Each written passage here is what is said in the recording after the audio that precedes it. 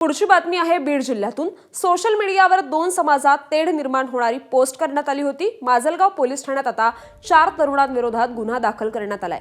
औरंगजेबाची कबर हटवण्यावरून सोशल मीडियावर ही पोस्ट करण्यात आली होती। मी पोलीस निरीक्षक राहुल, पोलीस स्टेशन माजलगाव शहर। माजलगाव शहरातील सर्व नागरिकांना आवाहन करतो की माजलगाव एक शांतताप्रिय शहर असून या ठिकाणी सर्व जाती धर्मातील लोक हे गुण्यागोविंदाने राहतात।